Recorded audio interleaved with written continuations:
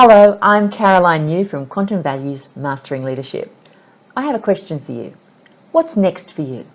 What's your growth edge? What's your goal? What's the thing that you're aiming for right now?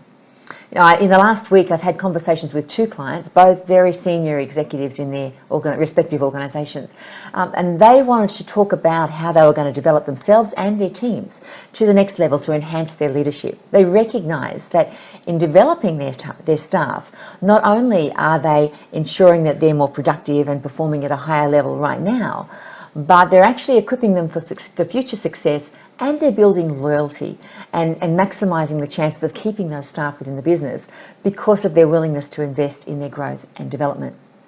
It's a fundamental part of human nature that we want to know what's next. We want more. We want to do more, we want to have more, and we want more. Most importantly, we want to be more. And because it's actually in the achieving of our goals. When we set a goal and then we work towards it, and maybe we have to overcome some challenges or circumvent some obstacles. These are the things that stretch us. They take us out of our comfort zone, and they give us new experiences, new challenges. They require us to think in different ways. And that grows us. We have to be more, become more, in order to overcome those challenges and achieve goals. And that's where goals can be really powerful. So, one of my clients is currently going through a process of acquiring a new business. Now, he currently has a business, an IT business, and he's acquiring a different but complementary organisation.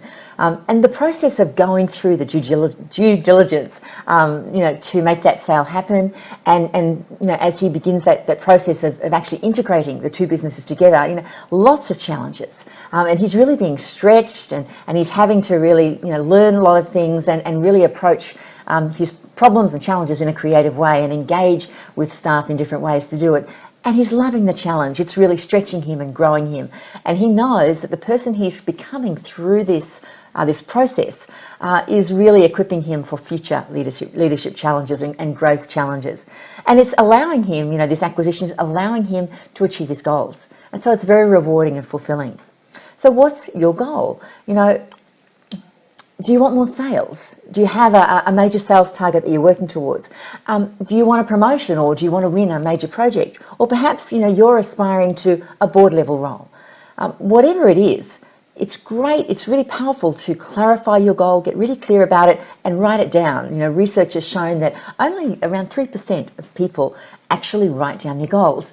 But those 3% will outperform the other 97% of the population by a significant margin, simply by taking that step, by getting the clarity, and by writing it down. When we write down our goals, when we get clear, we actually bring into play a key part of the brain called the reticular activating system, or the RAS. Now, the RAS is the filtering mechanism between the conscious mind and the unconscious or subconscious mind. And that's the part that, because the subconscious takes in everything that's happening around you, millions and millions of pieces of information a day come into the unconscious. But we can't consciously process all that massive volume of data.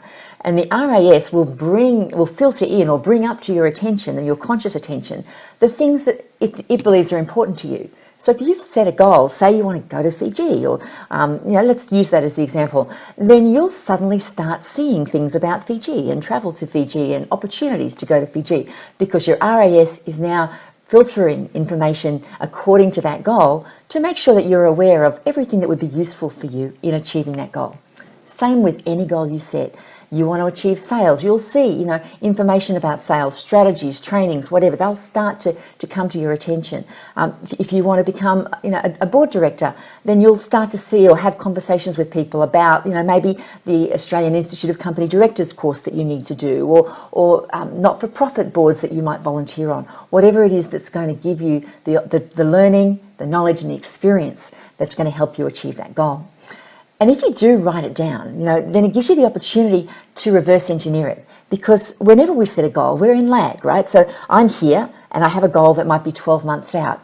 And so if I have this goal that I want to say I want to be a board director in 12 months, well, yes, then I might have to do the AICD course if I haven't done it. And I might have to get some experience and network with other board directors, or network with organisations that are placing people on boards, so that I'm making those connections and I'm getting ready so that in 12 months' time, I can achieve that, have that goal achieved.